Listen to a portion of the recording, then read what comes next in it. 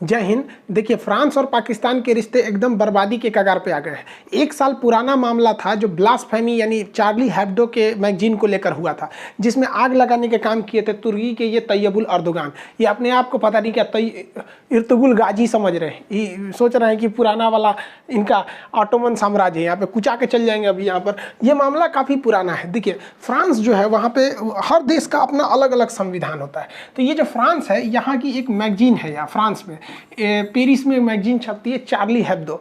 तो इस मैगजीन के कुछ विवादित कार्टून को लेकर ये अरब जगत के जितने मुस्लिम कंट्री थे उन्होंने फ्रांस का विरोध करना चालू कर दिया था। तो उस समय तक कुछ हद तक विरोध चला था, बाद में वो विरोध शांत हो गया, लेकिन पाकिस्तान अभी भी विरोध कर रहा है। यहाँ पे कुछ पार्टियां हैं पाकिस्तान की जो कर रही है। देखिए, चार्ली हेब्दो जो मैगजीन है ये ब्लास्फेमी पे ज़्यादा कार्टून बनाती है। ब्लास्फेमी मतलब होता है ना कि किसी धार्मिक चीज़ को लेकर आप मतलब हास्यास्पद कर सकते हैं। तो ये फ्रांस में लीगल है, हर जगह लीगल नहीं है, तो ये जानबूझ के बनाते हैं सब।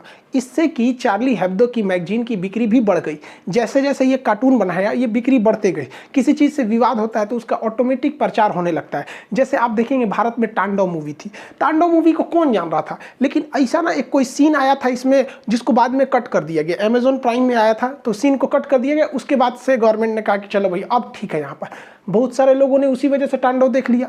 इतना बवाल हुआ था कि हमको फुर्सत नहीं होता है कि मूवी देखे, लेकिन हम भी देख लिए तांडव। पूरी भारत की राजनीति का पोल खोल के रख दिया इस मूवी में। लेकिन एक सीन गड़बड़ था कि नहीं था, इस ससुरे सब जानबूझ के ऐसा कर देता है सब कि मेरी मूवी का क्या हो सके, प्रचार हो सके। वैसे ही चार्ली हेब्दो करता है।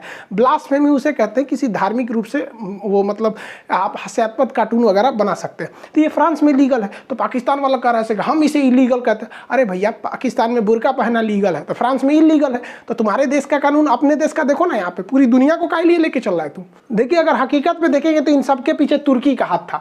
तुर्की जो है अपने आप को मुस्लिम जगत का सुप्रीम पावर घोषित करना चाहता है। तो तुर्की के जहाज को लीबिया में फ्रांस के जहाज ने मारकर गिरा दिया। तुर्की का जहाज था, लीबिया के पास जा रहा था, तो फ्रांस के जहाजों ने मार के उसे एंटी एयरक्राफ्ट से मार के गिरा दिया। अब तुर्की पहले से भड़का हुआ था फ्रांस में, और पिछले साल 2020 में मौका मिल गया। उसने चार्ली हेब्दो के कार्टून के लिए पूरी तरह से इसने बवाल कर दिया। पूरे अरब जगत ने बहिष्कार करने लगा फ्रांस का। कुछ हद तक फ्रांस की अर्थव्यवस्था भी डगमगा गई थी शुरुआती दौर में, लेकिन फ्रांस को भी पता था कि ये लोग बरसाती में ढक है, भो भो भो करके शांत हो जाएंगे। लेकिन इन लोग का कोई दूर तक का प्लानिंग तो होता नहीं है। अगर आप किसी भी मुस्लिम कंट्री से देख लिए या अरब जगत के किसी भी कंट्री से, उनसे पूछिएगा कि आगे आपका 10 साल आगे का फ्यूचर प्लान क्या है, उनको कुछ नहीं पता है। यही जो ये बवाल करके रख दिया, इसमें फंस गया। इमरान खान के यहाँ पे पूरी दुनिया में बहिष्कार हुआ था, मुस्लिम कंट्री में पाकिस्तान ने भी बहिष्कार किया था उसका। उस समय हम वीडियो बनाए हुए थे। उस समय इतना भयानक ही लोगों ने बहिष्कार कर दिया था फ्रांस का कि फ्रांस के राष्ट्रपति प्रधानमंत्री के ऊपर जूता का ई करके पोस्टर निकाला था। और हद बेशर्मी इन लोग की देखिए कि इन्होंने अपनी संसद भवन में एक प्रस्ताव पारित हो गया कि पाकिस्तान का वह राजदूत जो फ्रांस में बैठा है उसे वापस बुलाया जाए। तो जब ये प्रस्ताव पाकिस्तान के संसद से पारित हो गया तब पता चला कि पाकिस्तान का कोई भी राजदूत फ्रांस में बैठा ही नहीं है। इन लोग का ससुरों का मुंह लजा गया। अब इसी बीच इसमें पाकिस्तान में बहुत जो बवाल हो रहा था, उसी बीच एक तहरीके लब्बैक पाकिस्तान की पार्टी है। तहरीके लब्बैक पाकिस्तान पूरा नाम है इसका। अब ये थोड़ा सा ज़्यादा धार्मिक कट्टर है। तो होता क्या है, देखिए, जो इलेक्शन होता है ना, डेमोक्रेसी, इसमें सबसे बड़ा चीज़ क्या होता है ना कि मेजॉरिटी के खुश रखो, मेजॉरिटी को अपने फेवर में रख लो, हम जीत जाएंगे। तो इस चोट्टा सब मेजॉरिटी के चक्कर में कभी सिखों के ऊपर अत्याचार करेगा, कभी ईसाइयों के ऊपर, कभी हिंदू के ऊपर, कभी जैन के ऊपर, मतलब वहाँ बौद्ध के ऊपर टॉर्चर करते रहो। वहाँ पर पाकिस्तान में तो ये कोई बहुत नया बात नहीं है। तो इन लोगों ने बढ़ चढ़ के हिस्सा लिया कि फ्रांस को तो बर्बाद कर देंगे, ये कर देंगे। तो उस समय कोरोना था, तो इमरान खान ने इन लोग को समझाया कि देखो भैया 2020 है तो हम 2021 में फ्रांस के खिलाफ बहुत बड़ा एक्शन लेंगे, उनके राजदूत वगैरह को बाहर निकालेंगे। तो ये शांत बैठ गया सब। और जब 2021 आया ना तो भाई साहब ये बवाल कर दिया सर। कहा सर कि तुमने बोला था 2020 में कि हम फ्रांस के राजदूत को निकालेंगे, निकालो। 2021 आ गया भाई, एकदम भयानक हो गया। 11 को पुलिस वालों को कैप्चर करके लेके चले गए थे सब तरीके लब्बैक वाले। बाद में उन्होंने छोड़ दिया उसको।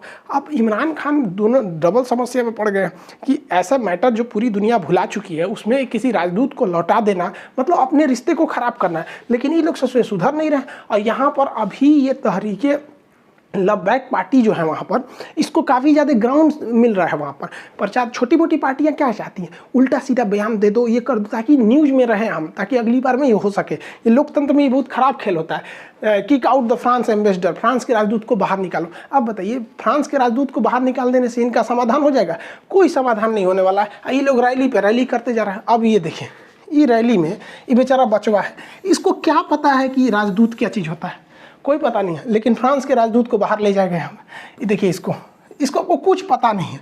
बाबू लोग, तुम लोग पढ़ लो, अब्बा के कहने पे मत आओ। अब्बा तो पंचर साटिए रहे हैं, अब ऐसे ही तुम लोग भी करेगा ना तो बड़ा होकर तुम लोग भी पंचर साटेगा। लो तो पंचर मत साटो, वरना तुमको तो पता ही है, नहीं तो कुछ नहीं होगा तो चौराहा बैठ के मीट काटेगा तुम, बकलोल कहीं का। बताइए, ये उम्र है बच्चों को यहाँ पे ले आने का। बैनर से छोटा ही बेचारा ये है, क्या कीजिएगा। 18-19 को पैदा होने से तो कोने काम आएगा, से कोनो बर्तन धोएगा, कोनो बकरी काटेगा, कोनो पंचर साट। एक दो गो रहे सब तब ना आदमी बहुत बेहतरीन नाम रखता है। इन सोचो इनको नामों कौन ची होगा, छोटका मझिला पतरका, यही सब करेगा सभी। पाकिस्तान की सरकार को भी वहाँ के आवाम को समझाना चाहिए कि देख बाबू, अगर फ्रांस के राजदूत को हम लौटा दिए तो चलो, क्या अगले दिन अमेरिका में भी ऐसा कार्टून बनेगा तो अमेरिका के राजदूत को भी बाहर निकाल दो, रूस के राजदूत को बाहर निकालो, चीन के राजदूत को बाहर निकालो। पता चला पूरे दुनिया के राजदूत को निकालो तो खाओगे तुम लोग कौन चाहिए? तो सोचा तुमने क्या सही से रोटी चावल नहीं मिलता, उस पर से नफासत देखो इतना। और फ्रांस ने तो अपने यहाँ अपने एडवाइजरी जारी कर दिया है कि जो भी लोग फ्रांस में बिजनेस करने के लिए गए हैं, वो 4000 के लगभग लोग हैं, वो वापस आए। और फ्रांस ने अपने दूतावास में राजदूत को छोड़ा है, वहाँ पे लगभग 15 जो डिप्लोमेट होते हैं, राजनयिक होते हैं, उन्हें वापस बुला लिया है। और अब तब हुआ है पाकिस्तान के असेंबली में भी ये प्रस्ताव गया है कि राजदूत को निकाला जाए कि नहीं निकाला। बताइए, ये मैटर, धार्मिक मैटर को राजनीतिक मैटर बना दिया है यहाँ पर। और यही वजह है कि पाकिस्तान बर्बाद हुआ वहाँ पर। अगर फ्रांस के राजदूत को पाकिस्तान लौटा देता है तो एकदम रिश्ते खत्म हो जाएंगे, क्योंकि पाकिस्तान का कोई राजदूत फ्रांस में बैठा नहीं है। एक ही रास्ता, यही राजदूत, अगर इसको भी लौटा देंगे तो पूरी रिश्ते खराब हो जाएंगे, पूरी दुनिया में इनका कॉन्फिडेंस लो हो जाएगा। और ट्रेड में तो इन्हीं लोग को फायदा होता था, फ्रांस को ये ज़्यादा बेच पाते थे। ट्रेड में लॉस अलग हो जाएगा इन लोग को, पाकिस्तान वाले को। वैसे भी इनकी अर्थव्यवस्था कर्जा के दौर पे चल रही है यहाँ पर। और इस सब को देखते हुए फ्रांस ने भी इन लोग को चिपका दिया है। क्या कहा है कि फ्रांस ने पाकिस्तान को दिया था मिराज 2000 जहाज।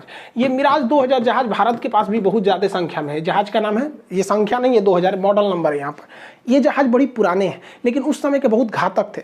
आज यही वो मिराज जहाज है जो कारगिल की लड़ाई में बहुत महत्वपूर्ण भूमिका निभाया था। तो फ्रांस ने कह दिया कि देखो भैया, ये जो मिराज जहाज है, इसका जितना पार्ट पुर्जा है, ये पार्ट पुर्जा अब हम नहीं देंगे, तुम लगा लो। तो ये बेचारा इमरान खान ने चाइना को बोला कि हमारा पार्ट पुर्जा आप दे दीजिए। तो चाइना ने कहा ठीक, हम दे देंगे। तो पाकिस्तान के पायलट ने कहा कि ना, हम ना उड़ाएंगे। सोचा चाइनीज पार्ट पुर्जा रास्ता में बंद हो जाएगा, कोई गारंटी नहीं है। फंस गया, इनका डिफेंस सिस्टम भी फंस गया यहाँ पर। क्या होगा देखिए, जब कभी पंचर साटने वाले लोग रफाल बनाने वाले लोग को चैलेंज करेंगे ना, तो यही होगा। पाकिस्तान की अर्थव्यवस्था में सबसे ज़्यादा योगदान इनको मीट काटने में होता है। सोच रहा कुछ नहीं मिला तो बकरी लेके 4 जगह काटने लोगों। और ये लोग चैलेंज कर रहे हैं दुनिया के सबसे बड़े जहाज एयरबस बनाने वाली कंपनी को। हद होती है इन लोग की। देखिए, पता नहीं सोच रहा कोने नशा में रहता है सभी। फ्रांस से संबंध टूटने में ना इनको एक और जबरदस्त घाटा लगेगा, GSP+ स्टेटस का। इस स्टेटस को रखने वाले देशों को यूरोपीय यूनियन में आराम से व्यापार करने के लिए सामान बेचने की छूट होती है। और अगर फ्रांस से रिश्ते टूटे तो ये लोग अपना सामान भी यूरोपीय यूनियन में नहीं बेच पाएंगे। और यूरोपीय यूनियन में नहीं बेच पाने के बाद और भी इन्हें घाटा लगेगा, क्योंकि ये हर जगह से कर्जा लेके बैठे हैं। सऊदी अरब से लिए हैं, UAE से लिए हैं, चाइना से लिए हैं, वर्ल्ड बैंक से लिए हैं। देखिए, वर्ल्ड बैंक जो होता है, international bank for reconstruction and development इसका पूरा नाम होता है। तो वर्ल्ड बैंक जो होता है, वर्ल्ड बैंक कभी भी आपको लॉन्ग टाइम के लिए कर्जा देता है, शॉर्ट टाइम के लिए नहीं। ये क्वेश्चन पूछेगा आप लोग से, तो याद रखिएगा यहाँ पे कि ये हमेशा लॉन्ग टर्म का कर्जा देता है, 15 साल, 20 साल, 30 साल के लिए। और ये किसी न किसी डेवलपमेंट के लिए देता है वर्ल्ड बैंक। जबकि IMF इससे उलट है। IMF जो होता है, ये शॉर्ट टर्म के लिए पैसा देता है, 1-2 साल के लिए देगा, 3 साल के लिए देगा। और ये कब देता है? जब आपका लेन देन बिगड़ जाता है। तो लेन देन जो बिगड़ जाता है ना, इसे कहते हैं हस्तांतरण। तो ये जब ये बिगड़ जाता है ना, कैश डिपोजिशन बिगड़ जाता है, तो IMF शॉर्ट टाइम के लिए देता है। अब बताइए, किसी ने इससे भी कर्जा ले रखा है, इससे भी ले रखा है, अब कहाँ जाएगा? तो 3rd नंबर पे इन लोगों ने कर्जा लिखा है पेरिस क्लब से। अब सोचिए, जिस कंपनी का नाम तक नहीं सुने हैं आप लोग, वहाँ से ही ससुरा कर्जा लेके बैठा है सब, पहुँचा हुआ फकीर है सब यहाँ पर।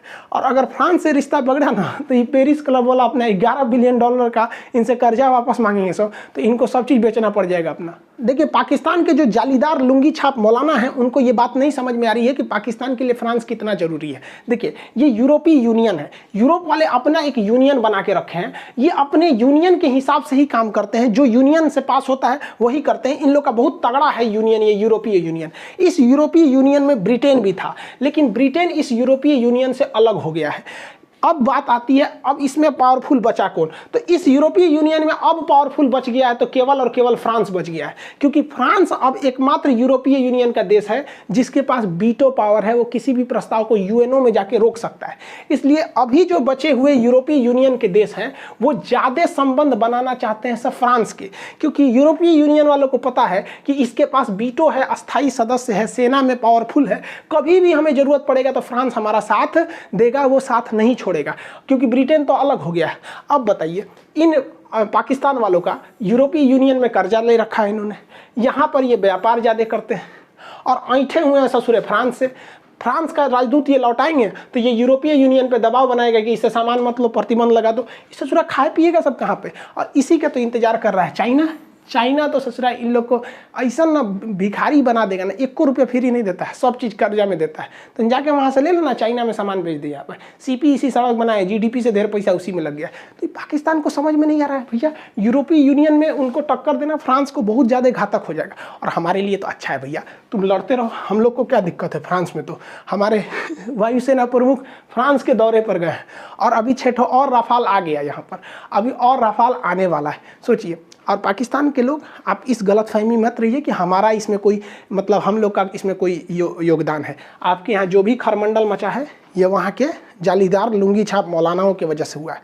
हम लोग वसुधैव कुटुंबकम वाले हैं। हम ये नहीं कहते हैं कि फ्रांस का गला काट दो, इसका गला काट दो। हमारे लिए सबसे पहले हमारा देश होता है, देश के बाद हम समाज देखते हैं, इंसानियत देखते हैं और बाद में हम धर्म देखते हैं। आप लोग की तरह नहीं कि अपने धर्म लो बाकी सबको काट डालो, ये सब नहीं होता हम लोग के लिए। हम लोग मत सोचिएगा कि हम यहाँ पे, हम तो भारत सरकार से कहते हैं कि पाकिस्तान को टेंशन देना है ना तो जोधपुर के पास यहाँ फ्रांस को कुछ 6 महीना के लिए एगो वायुसेना का अड्डा दे दीजिए। इससे चुरा टेंशन से मर जाएगा सब पाकिस्तान वाले कि वहाँ से भगाए, तो इससे चुरा खोपड़िया पे ले आके बैठा दिया हम लोग को। पाकिस्तान जो अपने धर्म को बहुत आगे बढ़ा रहा था ना, इन लोग को अपने धर्म लेके डूब जाएगा। वहाँ इन मौलानाओं का बोलबाला हो गया है। हम आपको इनकी हकीकत बताते ये कितने पढ़े लिखे होते हैं। 5 रुपया फीस दे के मदरसा में पढ़े हैं। अब आप खुद सोचिए, अगर आपका बेटा पान खाएगा तो आप अपने बेटा को क्या कहिए? शाबाश बेटा पान खाया है, थूको थूको। हम कटोरा लाते हैं, थूको। आप 2 तमाचा मारिएगा, साला पान खा के क्यों आया है। लेकिन ये लोग, इन लोग को अगर घर बुलाइएगा ना तो सब मौलाना पान खा के आएगा। थूकने के लिए आओ अस्सलाम वालेकुम, थूकने के लिए जाइए तो चलम की थूक के कहेगा कि हाँ हाँ अब क्या काम है। अरे यार, तुमको डिसिप्लिन नाम का चीज़ नहीं है। एक टीचर के पोस्ट पे हो ना, तो टीचर को क्या पान फूंक के जाना चाहिए, सिगरेट फूंक के जाएगा? नहीं, वहाँ इन लोग को नहीं समझ में आएगा। सब पान खाएगा वहाँ पे, क्या संस्कार सिखाएगा, यही होगा। और हर बात पे देखो, इन लोग को समझ में आता है कि दुनिया जो है ना फ्री फायर है, पबजी है, और ऊपर वाला अल्लाह बैठ के खेल रहा है, हम सब लोग ऐसे ही से मरा रहे हैं। कोनो बात पे कहेगा सब जो करता है अल्लाह की मर्जी से करता है। तो पाकिस्तान में जो बर्बादी हो रही है ना, अल्लाह की मर्जी से हुई है। 1971 में जो तुम्हारे 93,000 फौज हारी थी ना, अल्लाह की मर्जी से हारी थी। 2014 में मोदी जी जीते ना, अल्लाह की मर्जी से जीते। सर्जिकल स्ट्राइक पे ठोकाए, अल्लाह की मर्जी से। एयर स्ट्राइक में ठोकाए, अल्लाह की मर्जी से। कहो, हर बात में अल्लाह की मर्जी से बोलता है सब। एनआरसी भी आ रहा है ना, तो किसके मर्जी से? पत्ता भी नहीं हिल सकता है बिना अल्लाह की मर्जी के। तो एनआरसी भी आ रहा है अल्लाह की मर्जी से, सीए भी आ रहा है उसी की मर्जी से, और ये कोरोना भी आया अल्लाह की मर्जी से। हद है यार, जो अच्छा चीज़ होता है उस पर ये लोग बोलते हैं कि अल्लाह की मर्जी से हो रहा है, और जो गलत चीज़ होता है वो बोलेगा सर कि हम लोग की मर्जी से होता है। अगर हर काम भगवान की मर्जी से हो या हर काम अल्लाह की मर्जी से हो तो हमरा को कोई क्यों नरक में डालेगा?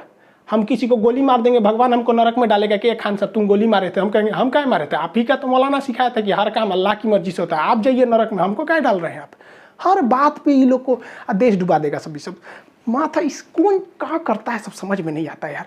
ये 5 रुपया फीस दे के पढ़िएगा तो यही होगा ना। शिक्षा सस्ती होनी चाहिए, लेकिन इतनी भी सस्ती कर दीजिएगा ना तो यही हाल हो जाएगा। देखो भाई, पाकिस्तान वाले मौलाना साहब लोग, आप लोग को हम कैसे समझाएं? हमारे यहाँ हिंदुस्तान में भी यही होता है, जब इंसान असहाय हो जाता है ना तो खुद को तसल्ली देने के लिए कहता है कि सब तो किस्मत का खेल है, सब ऊपर वाला। देखो भाई, ऊपर वाला भी क्या करता है ना, हम लोग को बुद्धि दे दिया, समझदारी दे दिया, इंसान को सबसे बुद्धि में श्रेष्ठ बनाया, उसके बाद कहा कि तुम अपने से डिसाइड करो ना कि क्या सही है और क्या गलत है।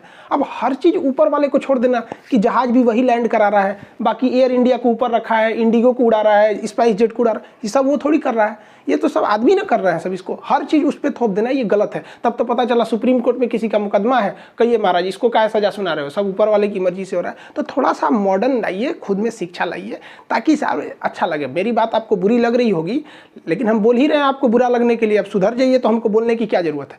अब बहुत सारे हिंदुस्तान के लोग को भी बुरा लगता है, तो भाई ऐसे लोग जो बुरा लगता है उनको हम क्या बोलेंगे, हम बोल देंगे तो आपको बुरा लग जाएगा फिर। तो ये आप लोग समझिए, शिक्षा बहुत ज़्यादा जरूरी है। शिक्षा से दूर रहेंगे तो यही हाल होगा, अपने भी डूबिएगा, देश को भी डुबाइएगा। इसलिए पढ़िए लिखिए, थोड़ा अपडेट कीजिए खुद को।